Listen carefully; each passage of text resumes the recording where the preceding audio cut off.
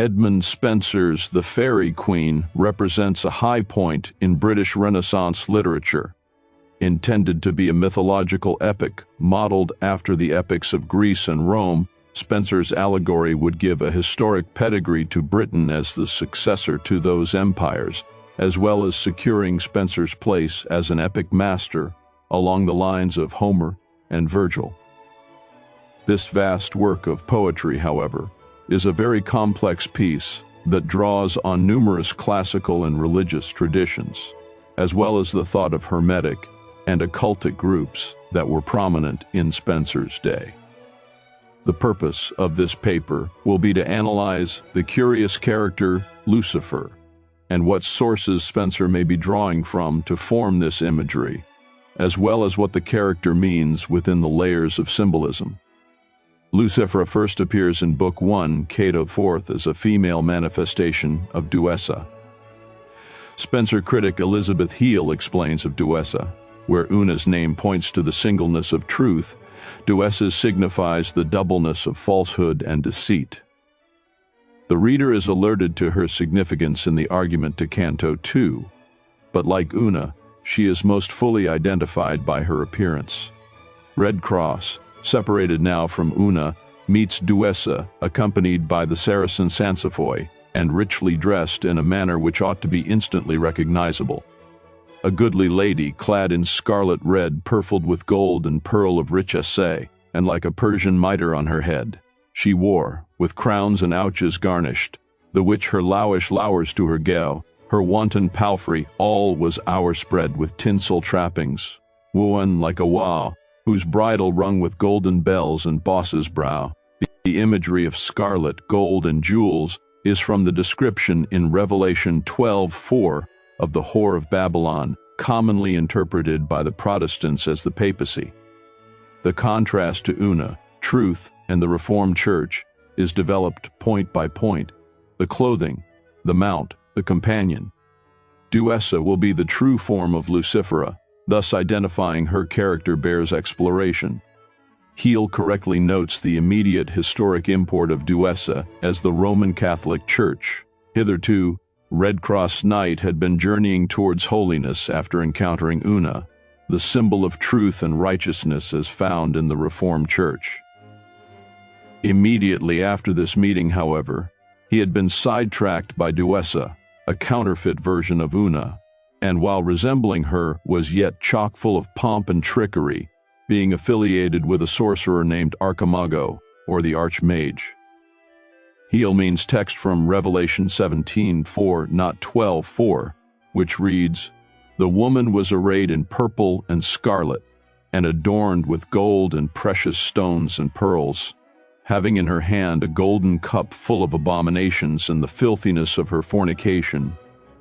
The designation of the Roman Church as a whore was common amongst reformers of various traditions, as well as the accusation of magic and sorcery as it applied to the Catholic Eucharistic celebration, wherein the bread and wine are transubstantiated into the body and blood of Christ.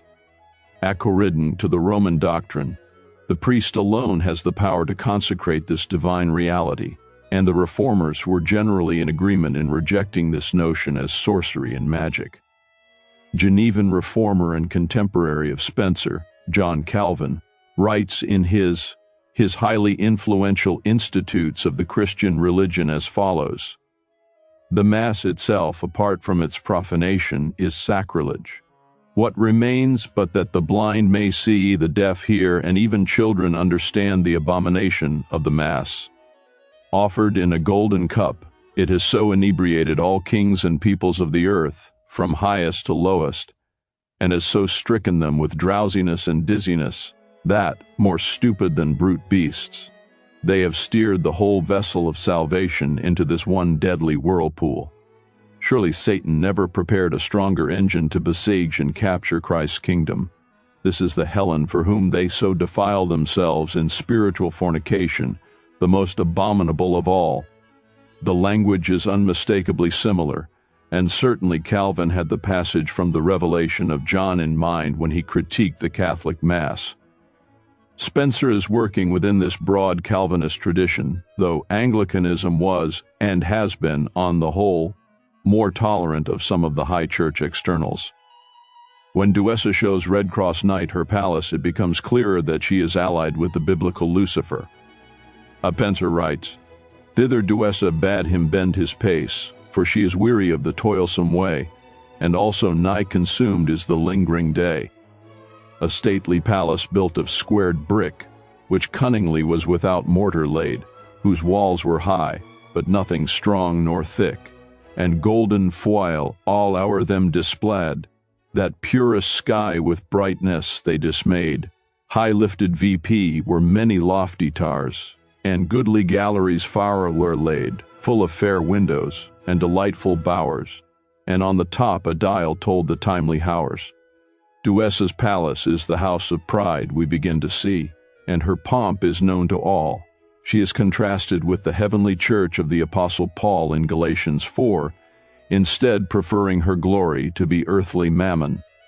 Her church has a clock tower and appears stately like all churches, yet hers is a deceitful ruse. She does not shine with the radiance of God himself, but rather with her own wisdom and splendor. Hers is a derivative, parodied glory, in glistering gold and peerless precious stone. Yet her bright blazing beauty did essay to dim the brightness of her glorious throne, as annoying herself, that too exceeding shone. While flashing beams do daze his feeble eyen, he leaves the welkin way most beaten plain, and wrapped with whirling wheels, inflames the skyen, with fire not made to burn, but fairly for to shine. So proud she shined in her princely state, looking to Hohen, for earth she did disdain, and sitting high for lowly she did hate. Low underneath her scornful feet was lain a dreadful dragon with an hideous train, and in her hand she held a mirror bright, wherein her face she often viewed fain, and in her self-lewd semblance took delight, for she was wondrous fair as any lewing wight. She is like royalty and shies with a secondary light like the moon. Her princely state indicates this woman had powerful royal ties.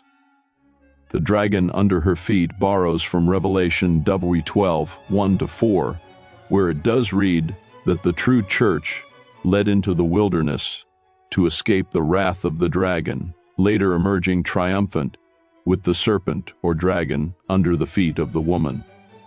This, again, is most fitting in light of the contemporary religious and social tensions given the newly emerged Protestant Reformation. Now Lucifera enters the picture as a manifestation or title of Duessa.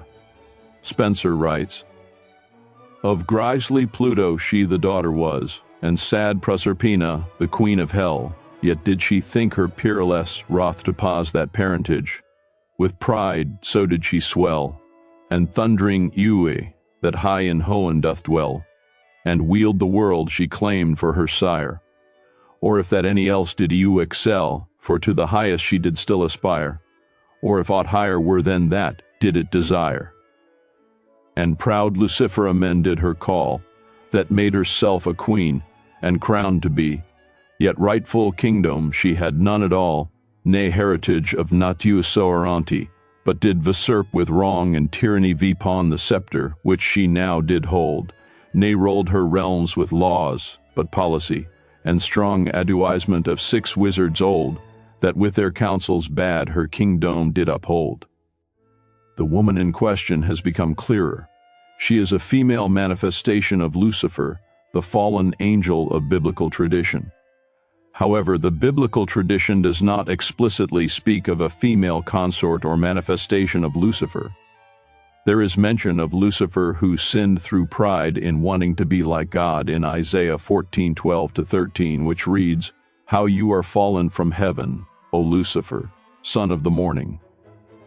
For you have said in your heart, I will ascend to heaven, I will exalt my throne above the stars of God."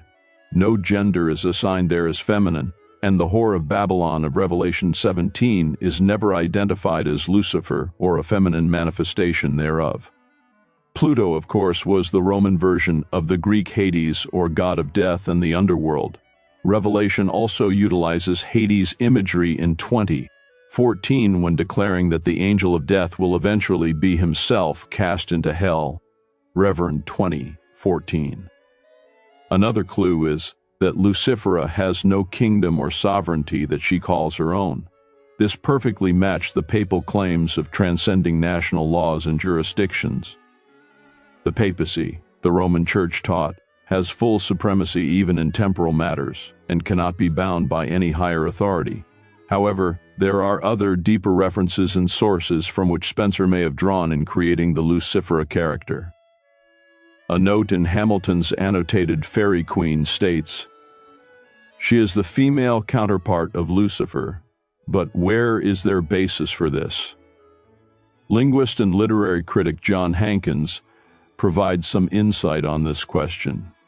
This Natalis Comes Mythologia is probably Spenser's source for the name Lucifera, but it provides only a few hints as to Lucifera Comes. Lists it as a name for the moon. The reference to the alien light is echoed in stanzas 8 and 9, where we are told that Lucifera shines like the sun, or rather like Phaethon, who assumed the vesture and chariot of the sun which did not properly belong to him. She is the offspring of Pluto and Proserpina.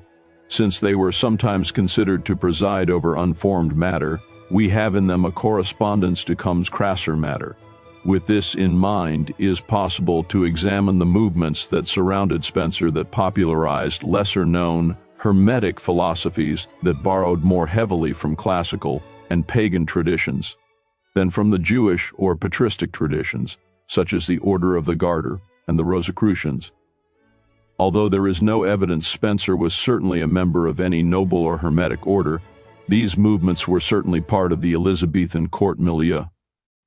For example, Elizabeth's personal astrologer and major Rosicrucian figure was magician, alchemist, and astrologer, Dr. John Dee, the original 007.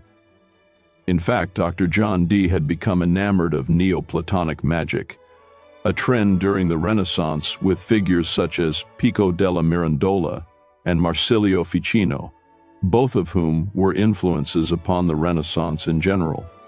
Indeed, Dr. Dee was the primary influence upon the Rosicrucian movement.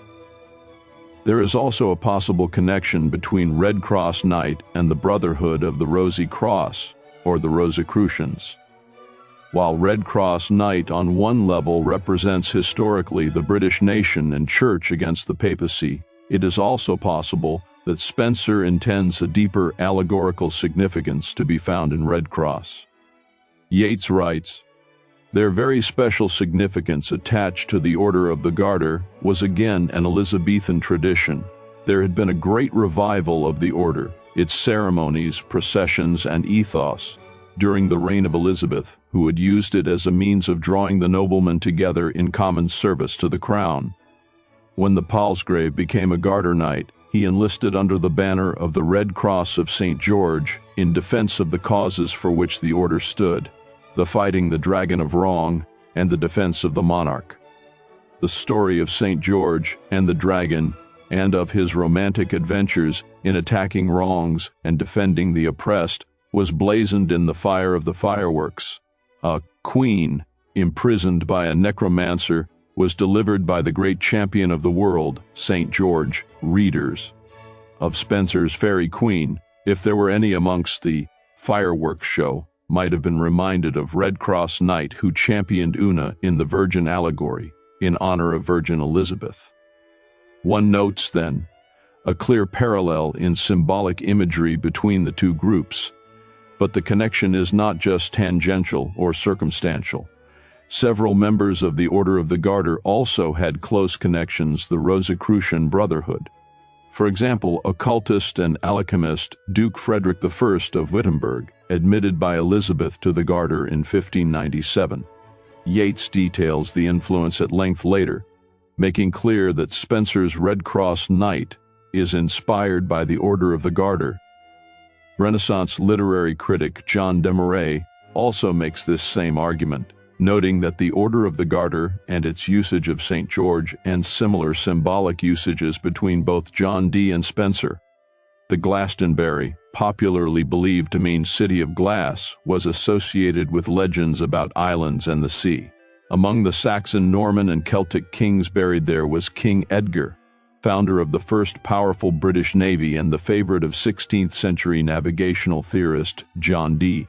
Avalon, the Isle of Glass, was depicted in the chronicles and romances as the antique font of British Christianity and the supposed site of the greatest tales of knightly chivalry. In the Faerie Queene, the ancient isle becomes by analogy a thematic center, corresponding to the earthly and heavenly New Jerusalem, the fairyland city of Cleopolis. Dee and Spenser certainly ran in the same circles and had many similar interests. Dee was the intelligence agent of the Elizabethan Empire, while Spenser was to be its poetic voice. As mentioned earlier, Renaissance Neoplatonic magic was also very popular at this time, and included a mixture of philosophy, alchemy, science, religious traditions, classical ideas, as well as the arts. Colorful characters like Marsilio Ficino and Cornelius Agrippa produced lengthy treatises attempting to reconcile Jewish Kabbalistic mysticism, Christian theism, and natural magic. 16. Agrippa's 3 books of occult philosophy, published in Germany in 1531, is a great example and would have been popular in scientific, noble, Hermetic, and Rosicrucian circles. This is relevant because it provides a possible source for the many places in the Faerie Queene where Spenser appears to depart from the normative biblical and Christian tradition. It is here that one can find a context within which to place Lucifera, the female consort or manifestation of the masculine Lucifer. Renowned Kabbalist scholar Gershom Scholem's treatise, The Kabbalah, has an insightful section on the mystical Jewish oral tradition of the feminine demoness and consort of Satan or Samael. Scholem elucidates this Kabbalistic tradition as follows: Lilith is a female demon assigned a central position in Jewish demonology. The figure may be traced to Babylonian, possibly even Sumerian demonology, which identifies similar male and female spirits, Lilu and Lilitu, respectively. In Scripture, there is only one reference to Lilith, is 3:4-14. In the Talmud, Lilith appears as a female demon who assumes many guises. Wholly new in the Kabbalistic concept is the idea that she is the permanent consort of Samael, queen of the realm of evil. In conclusion, it is thus entirely possible that given the circles that Spenser sought to join himself to, such as the nobles of the Elizabethan court as well as Elizabeth herself, Spenser would have wanted to speak their language and be on the inside, so to speak. It was trendy to attempt to reconcile various traditions and philosophies with methods such as Neoplatonism and Renaissance magic theories that relied on Jewish Kabbalistic mysticism and esotericism.